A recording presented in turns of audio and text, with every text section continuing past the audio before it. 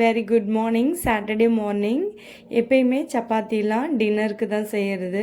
இன்றைக்கி லீவுன்றதுனால பொறுமையாக செஞ்சுக்கலான்ட்டு morning breakfast chapati meal maker gravy தான் செய்ய போகிறோம். வாங்க. ஃபஸ்ட்டு ஆனியனையும் தக்காளியும் நம்ம அரைச்சி எடுத்துக்கலாம்.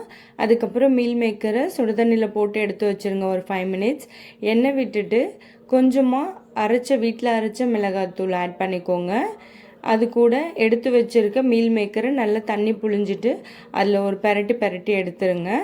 அதுக்கப்புறம் அதே பேனில் கொஞ்சம் எண்ணெய் விட்டுட்டு ஸ்பைசஸ் ஆட் பண்ணிக்கலாம். அது கூட கொஞ்சமாக சீரகத்தை ஆட் பண்ணிக்கோங்க. அரைச்சி வச்சுருக்க ஆனியன் ஆட் பண்ணிவிட்டு ஆனியன் நல்லா வதங்கினதுக்கப்புறம் கொஞ்சமாக இஞ்சி பூண்டு பேஸ்ட்டுக்கு அப்புறம் தக்காளி ஆட் பண்ணிவிடுங்க. அதுக்கப்புறம் ஒரே ஒரு பச்சை மிளகா போதும். ஃப்ளேவருக்காக தான் பச்சை மிளகா ஆட் பண்ணுறோம்.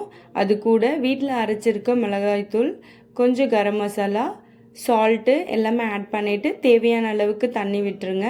நல்லா கலந்து விட்டுட்டு நம்ம எடுத்து வச்சுருக்க மீல் மேக்கரை அதோடு ஆட் பண்ணிவிட்டு நல்லா கலந்துருங்க. அப்புறம் மூடி வச்சுருங்க. நல்லா கொதிக்கட்டும். அப்போ தான் அதோட பச்சை வாசனை எல்லாம் போகும். குழம்பு ரெடி ஆகிறதுக்குள்ளே சப்பாத்தியை ரெடி பண்ணிடலான்ட்டு வந்தாச்சு.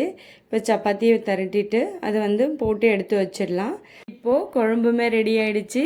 சப்பாத்தி கூட மீல் மேக்கர் கிரேவி வச்சு சாப்பிட்டு பாருங்கள். சிக்கனுக்கு பதில் மீல் மேக்கர் கிரேவி அட்டகாசமாக இருக்கும். பாய்.